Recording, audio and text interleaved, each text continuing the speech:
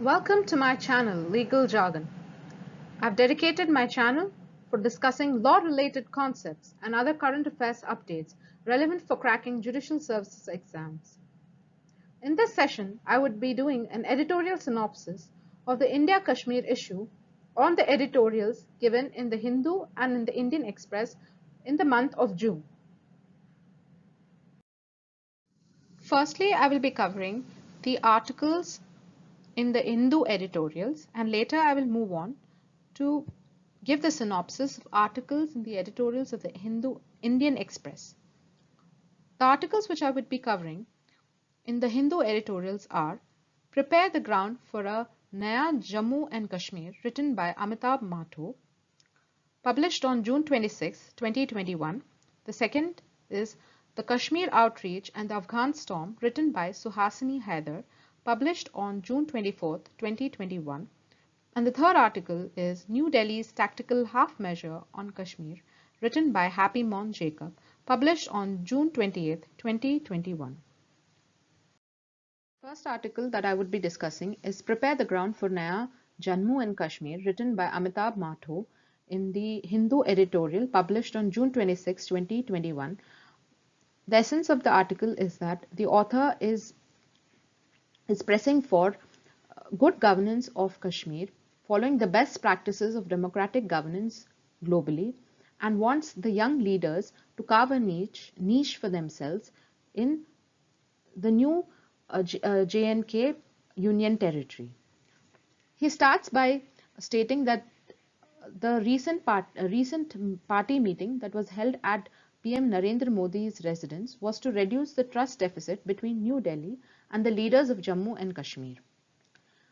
He states that such a meeting has signaled a new beginning after momentous events of August 2019 and dilution of Article 370, causing preventive detention of leaders who attended the meeting.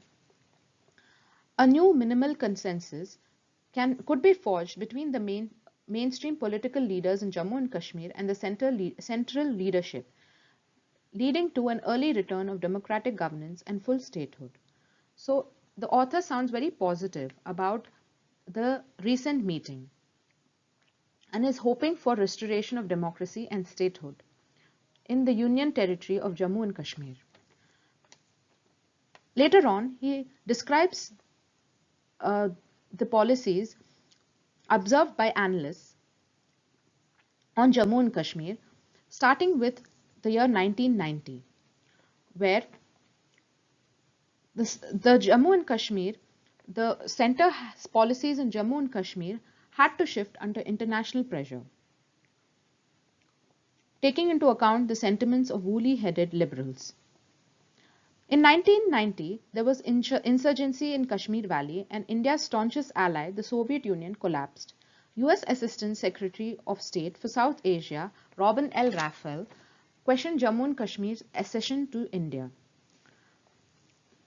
Prime Minister P.V. Narasimha Rao, who was the Prime Minister at that time, was in charge of an economically precarious India and refused to concede on any substantial measures. The author states that even the Modi government has to bend under pressure exerted by the Joe Biden administration or on gratuitous advice from the acting Assistant Secretary for South Asia.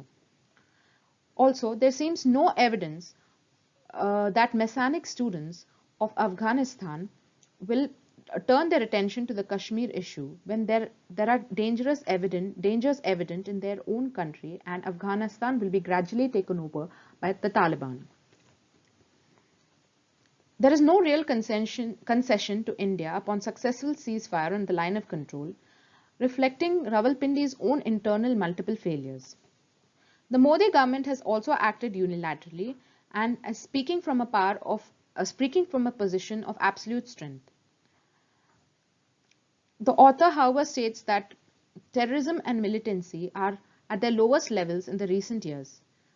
There is little popular disquiet in the streets and towns and cities of Kashmir, and separatists in jails are surprisingly silent.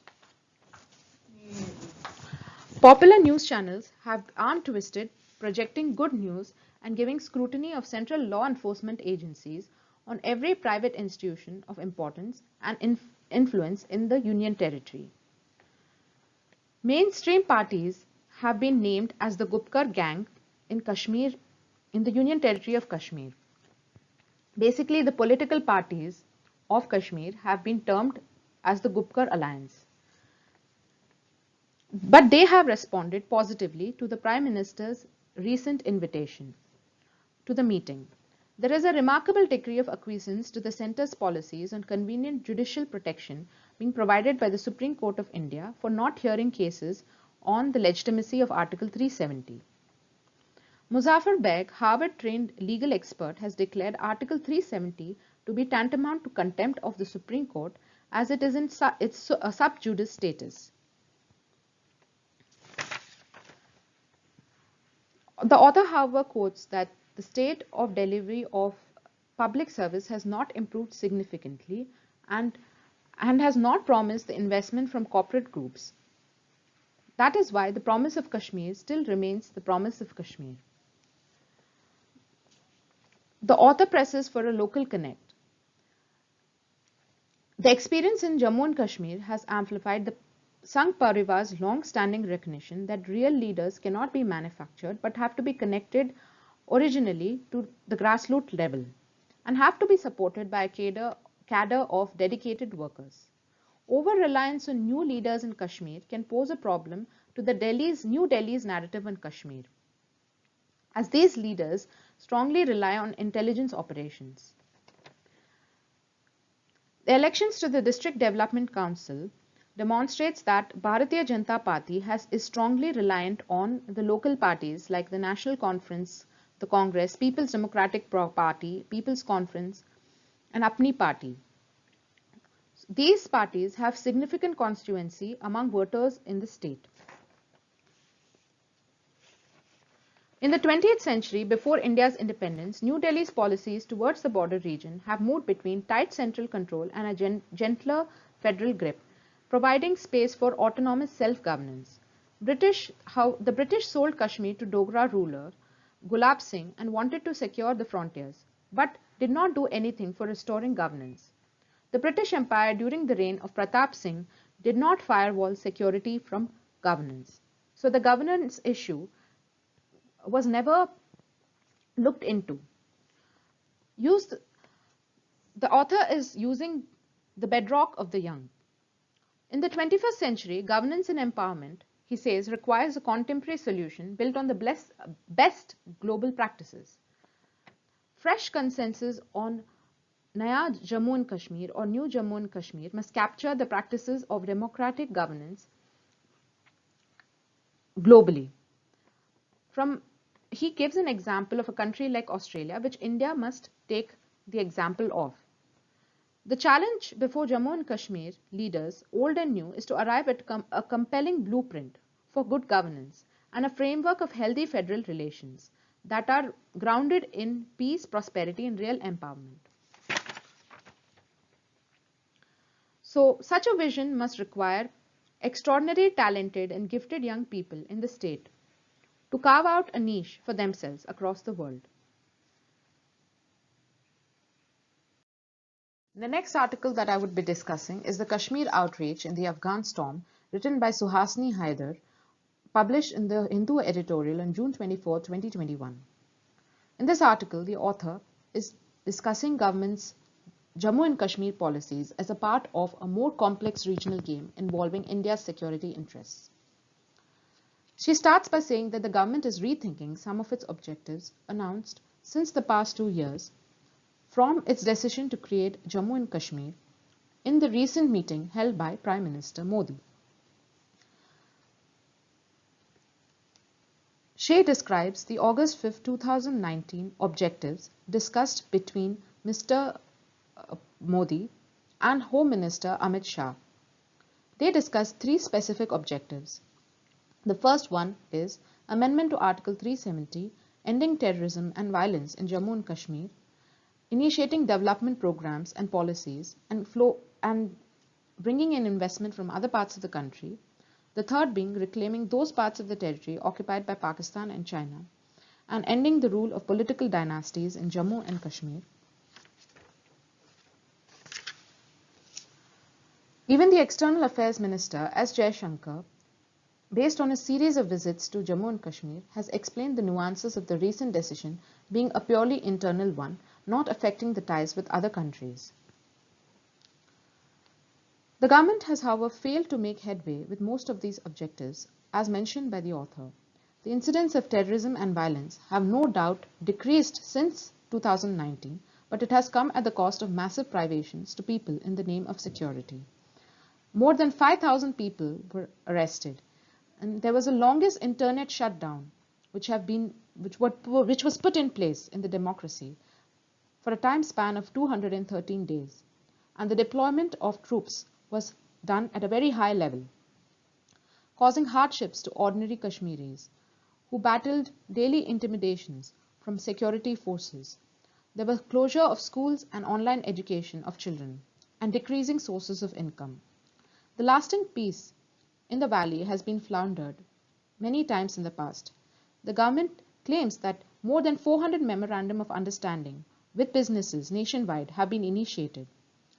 But this can only fructify if there are income inflows, which have not been taking place since the pandemic and even before that, due to the bad shape of the national economy. Mr. Shah's claim is that Pakistan-occupied Kashmir area and Askai Chin will be returned back as the lives of many soldiers were sacrificed. This, however, appears to be a difficult proposition because of the increased Chinese aggression at the line of actual control since April 2020. Chinese actions are becoming more aggressive, and there are failure of military and diplomatic talks ensuring restoration of status quo coupled with growing threat perception, leading to a two-front situation with Pakistan at the line of control and vice versa. US is also not helping in this issue, as it has close proximity with Afghanistan. Moreover, US pullout from Afghanistan will only cause threat to India by Taliban.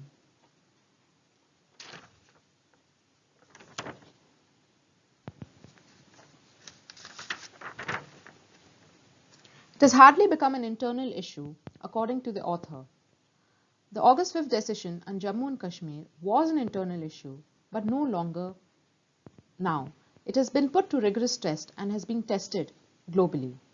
The issue of Jammu and Kashmir is being discussed in more capitals around the world, including the US Congress, parliaments in the UK, European Union, Nordic countries, and even several delegations of EU parliamentarians, ambassadors, and UN diplomats have been escorted to the valley and have expressed approval for the situation there.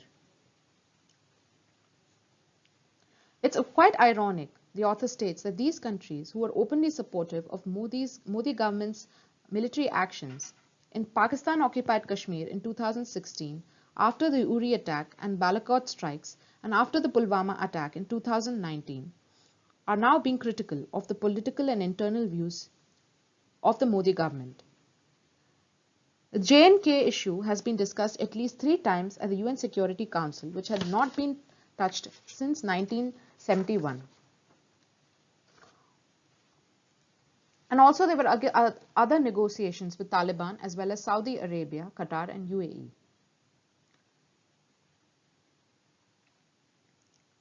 Safety concerns have arisen in the face of US pullout from Afghanistan. The government decides to shut down its operations at 2 of its Afghanistan consulates. And this is a temporary move due to the novel coronavirus too. Describing this as a temporary move due to the novel coronavirus.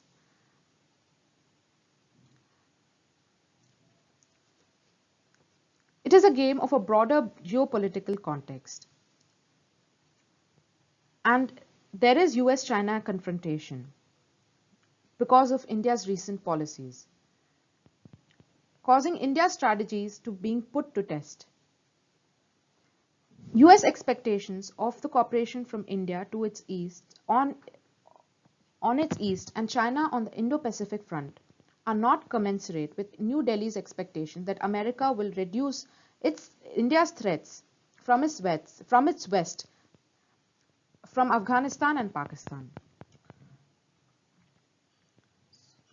The government is attempting to sever the Gordian knot in Jammu and Kashmir since its policies in the past 2 years, drawing it into a more complex game of regional dominoes involving US, China, and Pakistan, where India's security forces are at play. The next article that I would be discussing is New Delhi's Tactical Half Measure on Kashmir, written by Happymon Jacob, published in the Hindu editorial on June 28, 2021. The author starts by stating that the recent meeting between the representatives of the mainstream political parties in Jammu and Kashmir and central leadership on June 24th is a good beginning and an indication of shape of unilateral politics in Jammu and Kashmir. He states that more than it being a conflict resolution plan, it's more about BJP setting the rules of politics in Kashmir and getting it accepted by stakeholders in Jammu and Kashmir. He calls this a clever political move and states reasons behind it. He says that now the narrative will shift to how and when the centre will concede, or at least some of the demands made by Kashmiri politicians, from critical questions, shifting the attention from critical questions whether the decision of 2019 was delivered on declared objectives. The other two justifications made by the BJP government regarding decisions of 2019 is for ushering a new era of development and prosperity in Jammu and Kashmir by rooting out terrorism from Kashmir. However, the author says that there's little development in the Union Territory since 2019. The security lockdown post-2019 and the subsequent COVID-19 lockdown only worsened the economic conditions in the Union Territory. Until the India-Pakistan ceasefire in February, security situation in Kashmir's valley saw no significant improvement despite the double lockdown, and nor was there a major let-up in the infiltration across the line of actual control. Homegrown insurgency is no way to measure anti-India sentiments in the Union Territory given the strict security clampdown and subsequent double lockdown. The absence of violent protests during a double lockdown is not a measure of success of the 2019 decisions, according to the author. Neither is the removal of special status has improved the economic conditions of the general population, nor has helped in rooting out state-sponsored terrorism by Pakistan, is what the author's opinion is.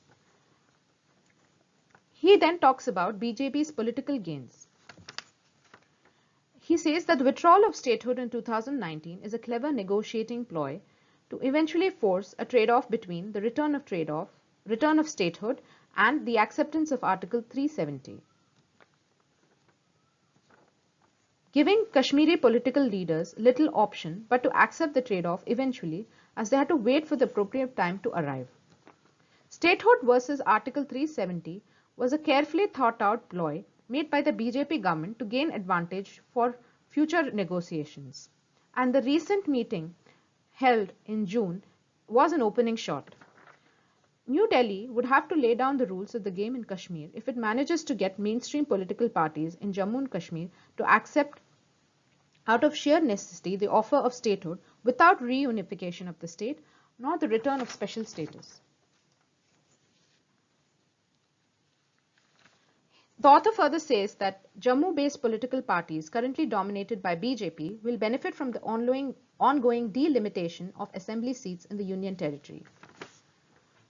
The numerical advantage that the valley traditionally enjoys over Jammu in erstwhile state assemblies will diminish, helping BJP and other Jammu-based parties to strengthen their hold on the politics of the Union Territory.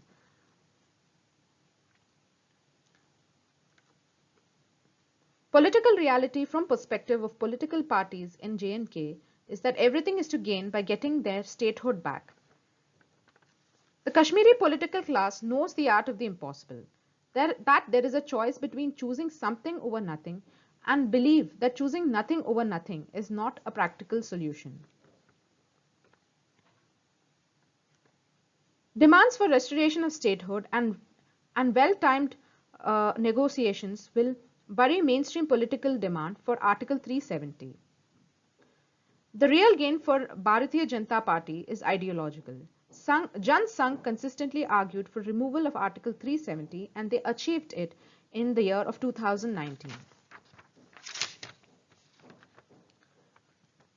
So the talks clearly indicate Jang Parivar's ideological agenda to triumph in Jammu and Kashmir.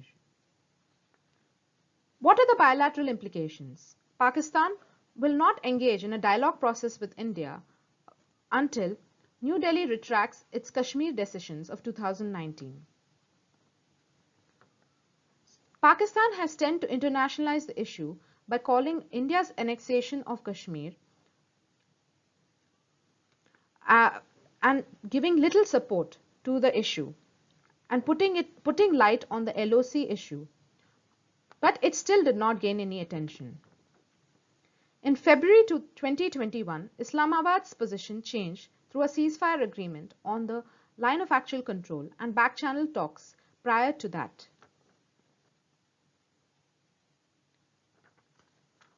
Pakistan might open up talks with India only if New Delhi offers statehood to Jammu and Kashmir, is what its stand is. Offering to return statehood to Kashmir and politically burying the issue of Jammu and Kashmir special status, New Delhi has won the tactical victory over Pakistan without making any real concessions. Pakistan would have to walk back from its preconditions for talks with India, agreeing to New Delhi's half measure on Kashmir. It understandably has the potential to bring both sides to the negotiating table on various outstanding bilateral issues. So the New Delhi's advantage in Kashmir over Pakistan is to be read by taking lessons from the Balakot standoff in 2019. New Delhi created a new normal by carrying out a airstrike against Pakistan in Khyber Pakhtunkhwa region. It signaled Pakistan that if in case of terror attacks being initiated against India, its response can be quite strong and how far it can go to deal with Kashmir question and it will not tolerate the menace of terrorism. Challenges are that the BJP's political gain vis-à-vis the Kashmir political parties and the tactical gain over Pakistan will help root out insurgency and terrorism from Kashmir. BJP wants to single-handedly dictate the contours of politics in Jammu and Kashmir, is what the author is stating, giving limited space to mainstream political parties and little space to dissidents of Pakistan. The important question is whether this policy of BJP will find success once Kashmir resumes normal political activities. New Delhi's deals with Kashmir show that its deals with Kashmiri mainstream politicians does little favor to the young and ordinary citizens of Kashmir or agitating Kashmiris. According to the author, it is too early for New Delhi to claim victory in Kashmir. I will be covering 4 important articles in the Indian Express editorials. The first is, why did the government really initiate Jammu and Kashmir talks, written by Nirupama Subramaniam, published on the June 28th editorial 2021. What is pushing delimitation does on talks on peace and statehood in J&K, written by Kapil Sibal, published on July 1st, 2021 editorial of the Indian Express. The third article, which I would be covering, is We Need a Bold, Imaginative Approach to Peace in Kashmir, written by Radha Kumar, published on 28 June 2021. Lastly, I would be covering the article The Neighbourhood Factor in Jammu and Kashmir Talks, written by Vivek Kaju, published on 25th June 2021.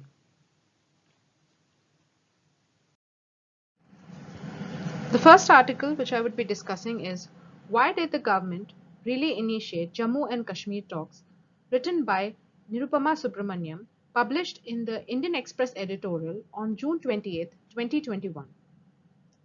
She starts off by saying that there is a chaotic climax in Jammu and Kashmir region and the Biden administration demands for restoration of normalcy in the region.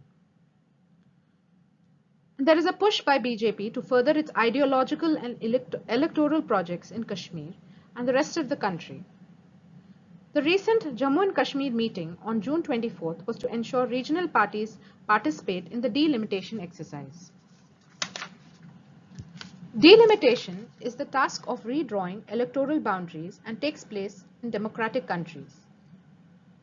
Delimitation process in Jammu and Kashmir ensures an additional burden of creating communal divide between the two regions and a powerful national party belonging to an ideological stream that wants a Hindu chief minister in the Muslim majority state.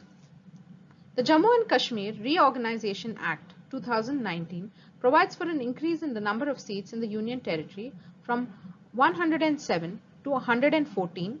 Jammu counted for 37 seats before 2019 changes, 46 now in Kashmir, 4 in Ladakh, plus 20 reserved for Pakistan-occupied Kashmir, will gain more constituencies through the process of delimitation. However, but there was no delimitation in Jammu and Kashmir since 1995. During the District Development Council election in 2020, Jammu and Kashmir had become increasingly polarized into religiously identified regions. The Prime Minister's invitation to mainstream regional parties was a walk back to his earlier stand that parties were irrelevant to Naya Kashmir, inaugurated in August 2019. Most of the observers of the Modi-Shah BJP agree that the party does not do U-turns. They have quoted demonetization in 2016 to the farm laws passed this year, stating that there have been no U-turns by this government. But the author says that this is not the case now. The BJP camp followers, aghast with the party way in doing business with the same politicians, thought to be cast into the dustbin of history. So the author is saying that the BJP party leaders are now developing a dialogue with the Kashmiri political leaders whom they neglected earlier. Out of the circle believes that the walk-back signals BJP's Kashmir policy has hit a wall and the government is looking for a way to escape the turmoil in Afghanistan and the hostile neighborhood. So what are the compelling reasons for the government to make this U-turn?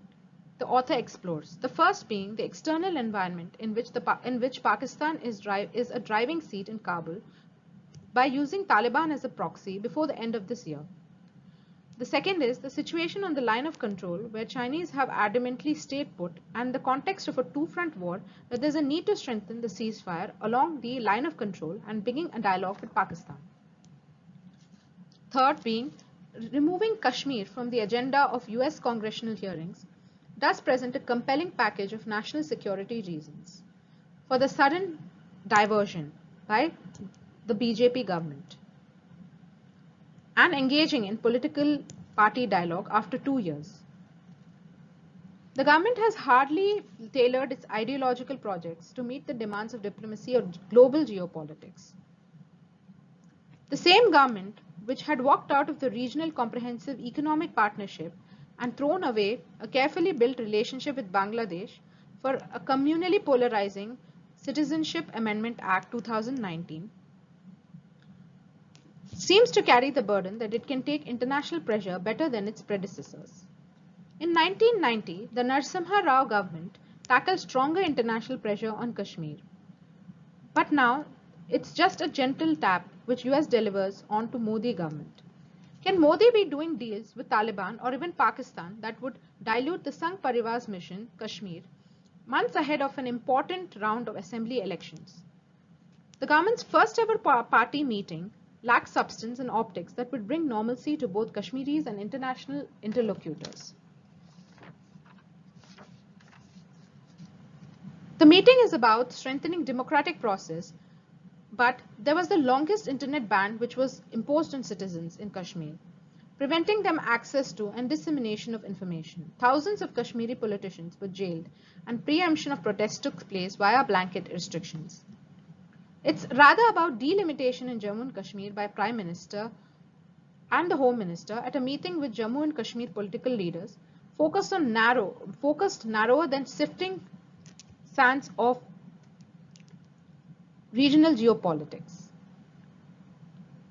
Demanding gestures of reconciliation, people-friendly confidence-building measures, and big promises. None of this were present in the meeting or in the pipeline. There was no timeline provided for restoration of statehood in the meeting. Government had made clear chronology. Election and statehood must follow delimitation. Jammu and Kashmir leaders wanted it the other way. They wanted statehood to be restored first, but Prime Minister Modi pressed for delimitation to happen at a quick pace so that J&K gets an elected government, giving strength to its development trajectory. There has been renewed attention to Jammu and Kashmir, and there has been an emphasis on a process to create more bad blood, more polarization along Hindu-Muslim lines, and more suspicion in the valley. The compelling reason for the big move by the government is single-minded focus on a point to ensure BJP victory in the upcoming elections in crucial states for a comeback in 2024. The message for Pakistan or international community is a new phase of engagement with J&K political leaders that that cannot be reversed to the pre-August 5th, 2019 position. There is a roadmap being laid towards normalization. Hybrid military-civilian regime must decide how to re-engage India within this framework. The second article that I would be discussing is what is pushing delimitation Thus, on Talks on Peace and Statehood in Jammu and Kashmir, written by Kapil Sibal, published in the July 1st editorial of the Indian Express. He starts off by stating that the center wants to hold and believe that it's making serious efforts to restore democracy in Jammu and Kashmir, but delimitation might sour the dialogue even before it takes off. The Gupkar Alliance is the flavor of the month. Gupkar Alliance is a term given to the political parties of Jammu and Kashmir, the local political parties. On November 17, 2021, Congress and Gupkar gang wanted to take J&K back to terror and turmoil. They wanted to take away the rights of Dalits, women and tribals. Gupkar gang is growing global and wants foreign forces to intervene in Jammu and Kashmir and also insulting India's tricolor. This is what the BJP government is stating. According to Amit Shah, Gupkar gang is going global and is regarded as an unholy global Gathbandhan and is against national interest and now part of the dialogue to serve national interest. So the author is basically stating that how BJP government was earlier blaming the Gupkar gang and the Congress and now is trying to take a U-turn and is initiating dialogues with the Gupkar gang. The sudden change of heart by the government is an exercise of political showmanship by which it wants the world to believe that it's making serious efforts to restore democracy in Jammu and Kashmir.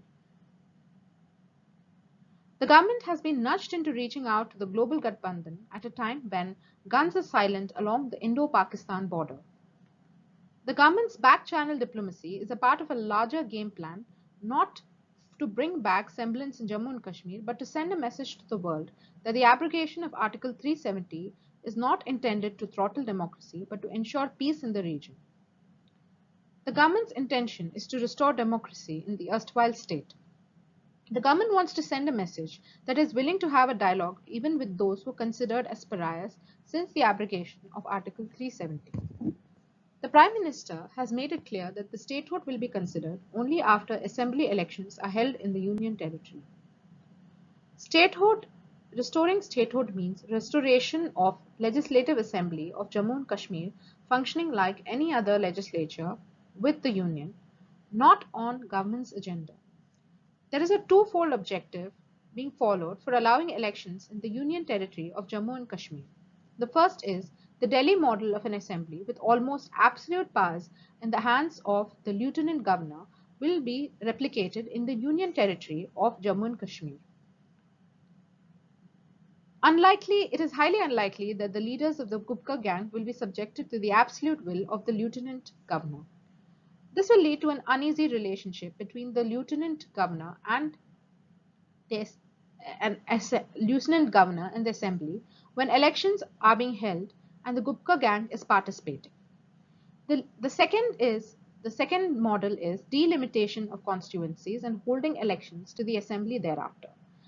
The government wants to carry out an administrative exercise based on the census of 2011 to redetermine not just the boundaries of the constituencies but also the number of seats in the assembly, which are likely to increase pursuant to the delimitation process. This exercise will generate the same hostility. The rest of India has to wait till 2020 for delimitation, but this exercise is being carried out in Jammu and Kashmir is an exception. An exercise of delimitation is meant to favor the ruling establishment headed by a distinguished Supreme Court judge.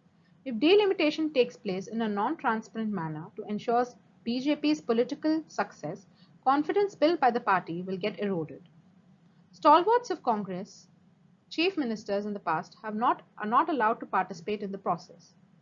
Initiative of the union government is a part of larger exercise to address concerns expressed in other jurisdictions, and also it has a message in India that constructive dialogue has begun at the instance of the government.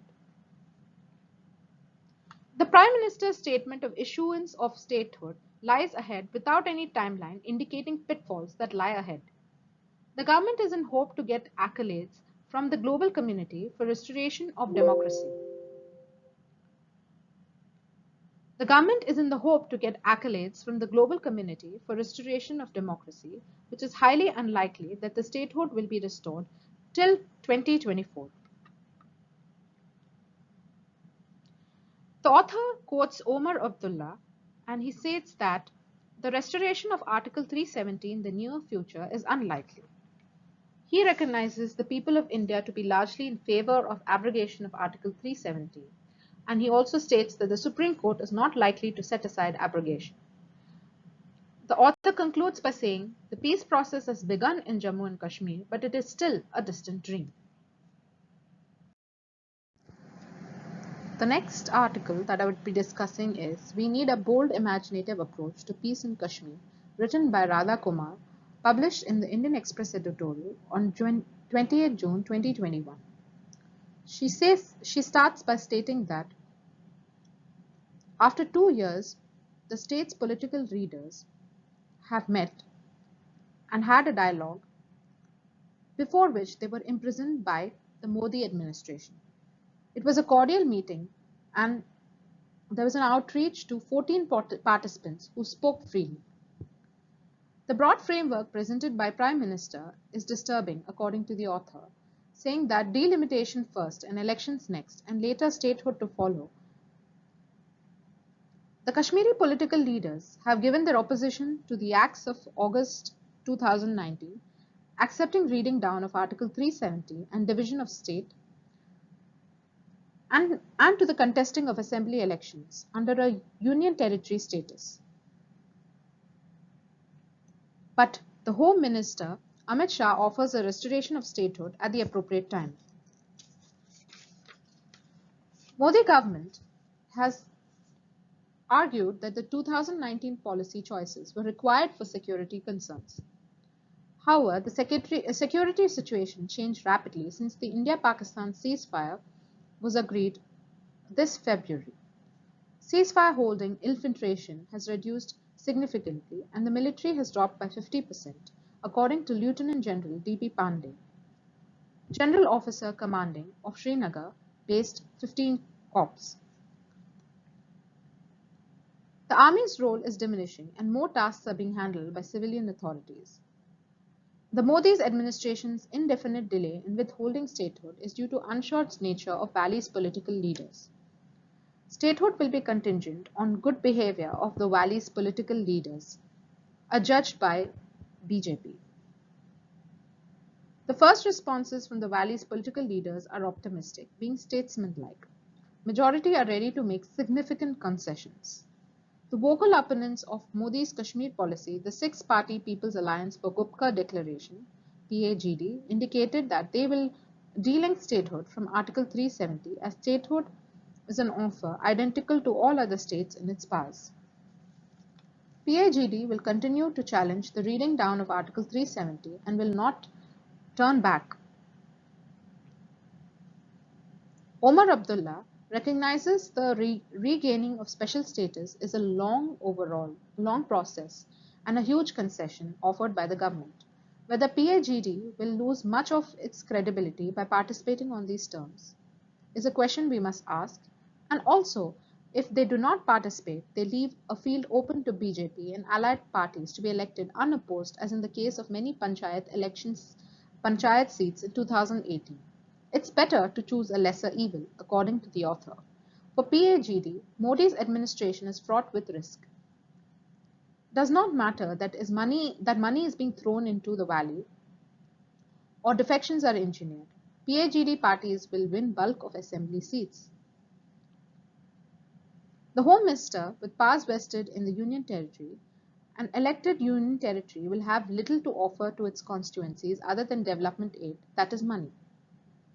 Due to the enormous economic loss suffered by Jammu and Kashmir due to the military lockdown of 2019, followed by the COVID-19 pandemic, money will work for a short time, even that is doubtful. Modi government has tried to throw money at Kashmir for pursuing political aspirations.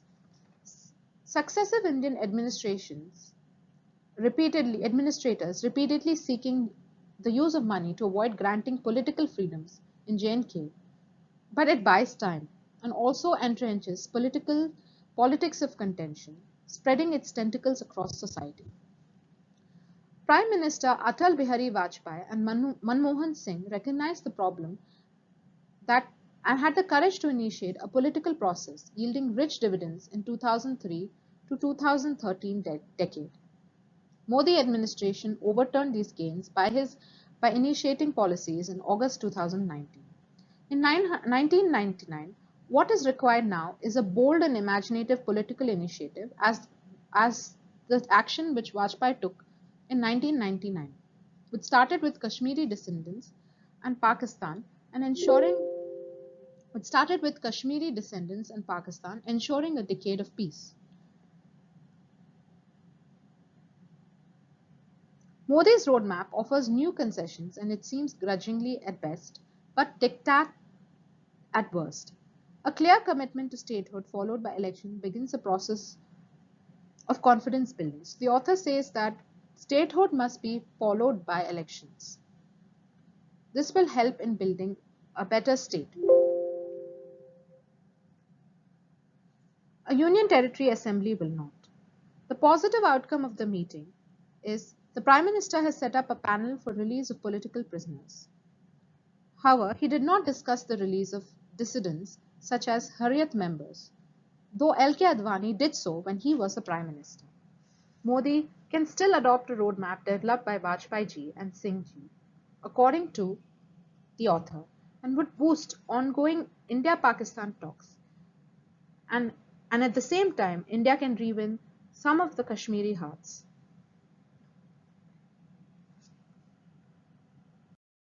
The article that I would be discussing for this session is The Neighbourhood Factor in Jammu and Kashmir Talks, written by Vivek Kadzu, published in the Indian Express editorial on June 25, 2021.